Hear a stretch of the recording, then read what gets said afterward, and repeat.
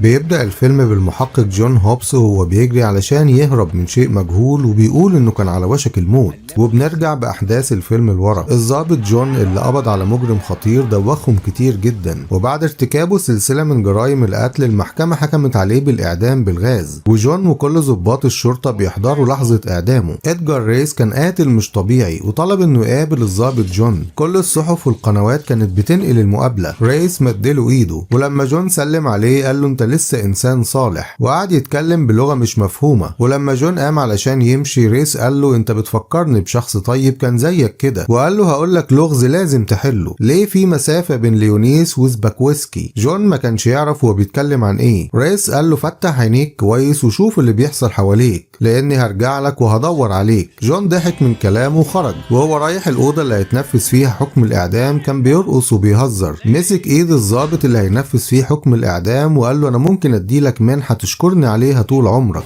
وقعد يضحك ويغني في وش كل الموجودين بتحدي انه هيرجع تاني لان الوقت في صالحه. وبص لجون قبل ما يموت والكل كان مستغرب وخايف من كلامه، وخرجت روحه الشريرة وحامت في المكان لحد ما وصلت للضابط اللي فتح عليه الغاز. الضابط اللي نفذ حكم الإعدام بدأت تظهر عليه تصرفات غريبة، وهو نازل من عربيته خبط في واحد ماشي، وبدأت التصرفات الغريبة تظهر على الشخص ده بمجرد اللمس لحد ما وصلت لعامل اسمه تشارلز. صاحبه لاحظ عليه تصرفات وكلام غريب بيقوله على غير العادة. هوبس صحي بالليل على جرس تليفون لكن محدش رد. كان عايش مع أخوه آرت وابن أخوه سام. أخوه كان عاوز ياخد ابنه ويبعد علشان جون يعرف يعيش حياته، لكن جون رفض وقال له إنهم عيلة واحدة. تشارلز كان قاعد بيفطر وراصص الترابيزة زي ما كان ريس بيعمل بعد كل عملية قتل. كان مراقب جون في كل مكان لأنه هدف بالنسبة له. وصل مكتبه وقال لزميله جونسي إن جاله تليفون الساعة 3 بالليل زي ما كان ريس بيعمل معاه. جاله بلاغ بالتليفون عن وجود جريمة. لما وصلوا لقوا شخص مقتول بنفس الطريقة اللي ريس كان بيقتل بيها ضحاياه، ومكتوب على جسم الضحية رقم 18. جونسي شاف كلام مكتوب على الحيطة، نفس اللغز اللي ريس قالهوله قبل ما يتعدم. ايه الاسم اللي بين ليونيس وسباكويسكي؟ كانوا بيخمنوا ان ريس ليه شريك وهو اللي بيكمل سلسلة الجرائم، او واحد يكون بيقلده. لما قال لهم على اللغز اللي قالهوله ريس محدش من زمايله فهم، لكن الضابط لو قال لهم ان كان في ضابط اسمه سباكويسكي في فترة الستينات، واسمه موجود في لوحة الشرف، واكيد انت شفتها قبل كده لانها كانت متعلقة في الميادين وهنا في الاسم. نزل يشوف اللوحة وافتكر كلام ريس لما قال له فتح عينيك وشوف اللي بيحصل حواليك كويس، وشاف فعلا اسم ممسوح بين ليونيز وسباكويسكي. سأل ستان مأمور الاسم عن اللوحة والاسم اللي اتمسح، لكن ما كانش عنده جواب. حتى قسم الوثائق ما يعرفش عن الاسم ده حاجة. دور على النت بتاريخ اليوم والشهر اللي اتعدم فيه ريس، وظهر له ضابط اسمه روبرت ميلانو هو اللي فاز بجائزة أفضل شرطي، لكنه مات في حادثة إطلاق نار غريبة. قال ستان إن اسم الضابط اللي اتمسح من القايمة هو روبرت ميلانو، وإنه مات في كابينة بعيدة وسط الغابة وهو بينظف سلاحه. ستان قال له إنه قابله مرة وكان شرطي شريف فعلا، وطلب منه يقفل الموضوع ده وينساه للأبد. حس إن في حاجة غريبة في الموضوع. اتفرج على شريط الفيديو بتاع ريس ولقاه بيوجه كلامه ليه. جونسي قال له اللغة اللي بيتكلم بيها دي لغة غريبة ولازم نعرف بيقول ايه. راح قابل جاريتا ميلانو بنت ضابط الشرطة علشان يعرف منها معلومات عن والدها. لقى البيت كله مليان صور دينية. قالت له انها بتدرس علم اللاهوت في الجامعة، وعلم اللاهوت ده هو علم دراسة الغيبيات وكل ما ليه صفة بالله سبحانه وتعالى. سألها عن والدها، قالت له انه قبض على مجرم خطير ارتكب سلسلة جرائم قتل وكل الأدلة كانت ضده، واخد جايزة أفضل شرطي. لكن فجأة كل الأدلة اختفت واتقلبت الأدلة ضد والدها، وأصبح هو المتهم بكل الجرائم دي، وكل اللي أخفوا الأدلة موجودين دلوقتي في مراكز كبيرة. حكى لها عن ريس، قالت له هل حاول يلمسك أو يتكلم معاك قبل ما يموت؟ وطلبت منه ما يزورهاش تاني ولا يقول إنه قابلها. ولما مشي سألته هل بتؤمن بالله؟ قال لها أكيد، وإلا ما كنتش هستمر في شغلي أحارب الجريمة والشر اللي وراها. وهو مروح كان مستغرب من سؤال جاريتا، وقابل تشارلز وبص في عينيه لكن ما لمسوش. تشارلز وهو نازل من المترو خبط في راجل تخين. جه تليفون لجون واخوه ارت رد، لكن برضه محدش اتكلم. تشارلز رجع لطبيعته وكان بيتكلم في التليفون ولقى خبط على الباب. لما فتح لقى الراجل التخين اللي خبط فيه هجم عليه وقتله بالحقنة، وجهز مكان الجريمة كالمعتاد. واتصل بجون اللي كان بيتفرج على شريط ريس. جونسي عرض الشريط على واحد متخصص في علم اللغات، قال له ان دي لغة الكتاب المقدس القديم الآرامية السورية، لكنه للأسف ضعيف فيها. جاله بلاغ بالجريمة الجديدة ولقوا كل حاجة موجودة في مكانها كالمعتاد. المعتاد. قال لجونسي ان الراجل ده عدى من جنبه امبارح ولقى على الحيطة لغز جديد وكان مكتوب على جسم تشارلز رقم 2. هوبس حس ان هو المقصود وفتش في سجلات ميلانو وعرف المكان اللي مات فيه. خد عربيته وقام بالرحلة البعيدة وسط الغابة ووصل للكوخ وشاف المكان اللي مات فيه ميلانو. فتش ونزل البدروم وشاف مجموعة من الكتب. فتح الكتاب وشاف صورة للشيطان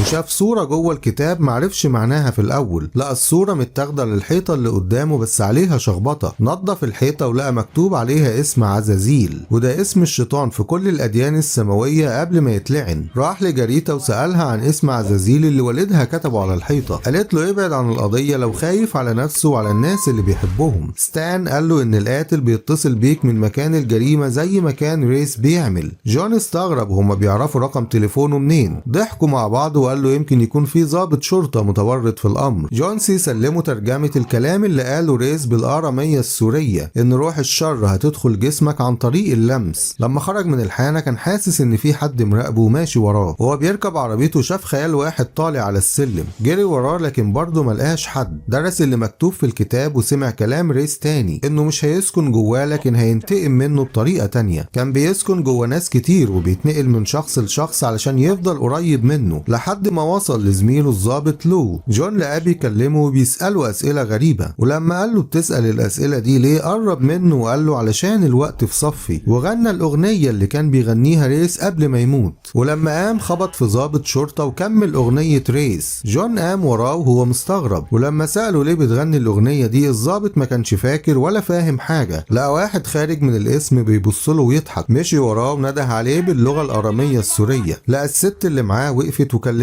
ما كانش مصدق ان الموضوع حقيقي. لما قال لها عزازيل قالت له واضح انك ذكي وقريت الكتاب اللي في بيت ميلانو وعرفت الاسم منه وحذرته انه يقول اي معلومة لحد. ومشيت مع الراجل وكل واحد يلمسوه تتنقل له الروح الشريرة وما بقاش عارف الخطر جاي له منين. دخل الاسم وهو مش مصدق. لما اتكلم مع لو لقاه مش فاكر حاجة من الكلام اللي قاله ولا عارف هو بيتكلم عن ايه. راح لجاريتا وحاول يعرف منها الحقيقة لان حياته اصبحت في خطر. قالت له عزازيل كان موجود في صحبة الملائكة المقربين لكنه لما أخطأ عوقب وبدأ يسكن في أجساد البشر علشان ينتقم منهم لأن هم اللي تسببوا في العقاب اللي نزل عليه. ضحك من كلامها وقال لها أنا راجل بتاع أدلة وحقائق مادية. قالت له ريس لما كلمك وسلم عليك كان هو عزازيل وكان عاوز يدخل جوه جسمك لكن معرفش لأنه لقاك شخص مؤمن بالله فبيحاول ينتقم منك ويوصل لك بطريقة تانية. قالت له في طريقة ممكن نتغلب بيها على الشياطين لما نكون فعلا مؤمنين بالله بإخلاص. لما مشيت كان في حد مراقبها وماشي وراها. حست بيه وقبل ما يلمسها بعدت. سألها عن جون هوبس ومدلها ايده. طبعا ما سلمتش عليه لانها عرفته. هربت منه وهو بيجري وراها. خبط في واحد ووقع وانتقل من شخص لشخص بسرعة علشان يقرب منها ويوصل لها لحد ما ركب التاكسي وحاول يدخل لها بالعافية لكن هربت منه.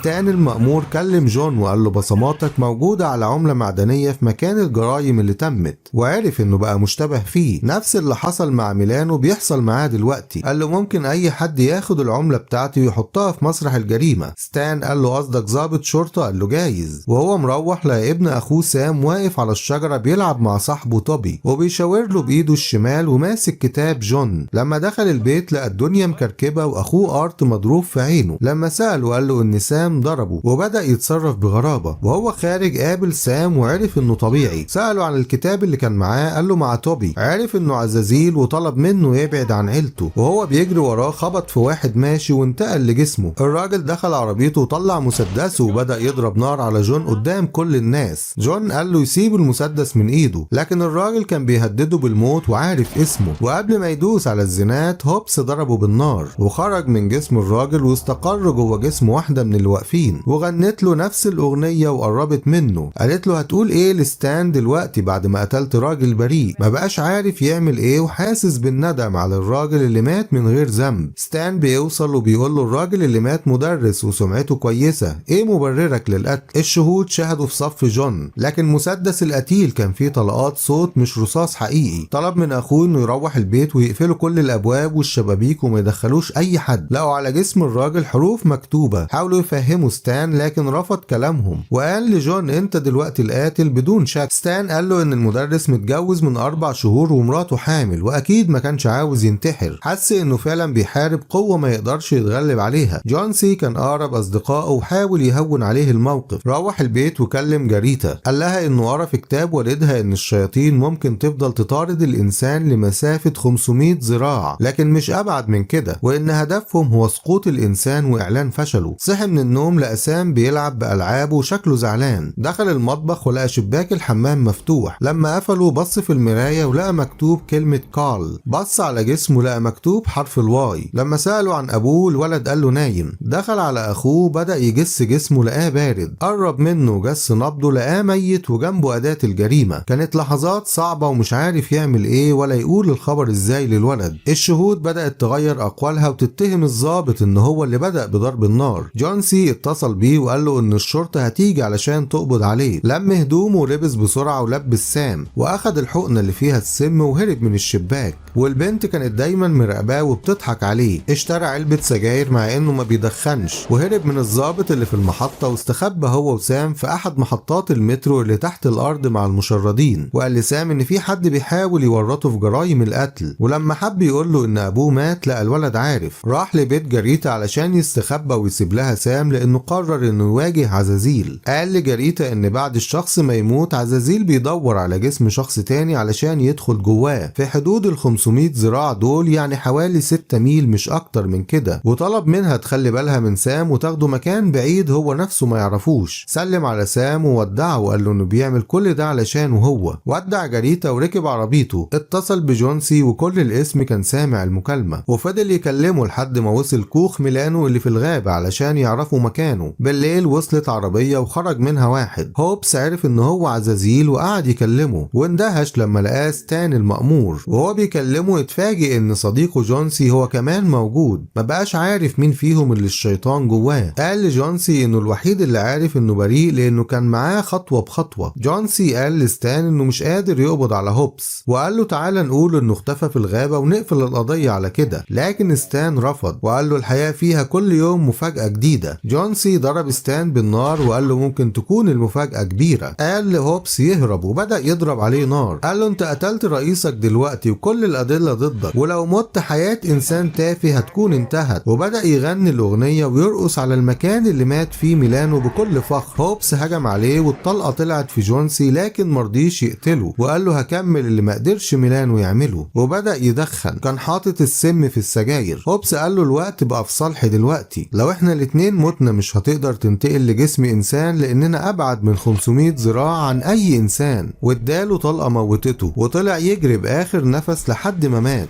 لكن طبعا انتقل الشيطان لجسم تاني زي ما قال في بداية الفيلم انه كان على وشك الموت علشان الحرب تفضل مستمرة بينه وبين بني الانسان. لو الفيلم عجبك ياريت تدعمنا بلايك واشتراك في القناة عشان يوصلك كل جديد.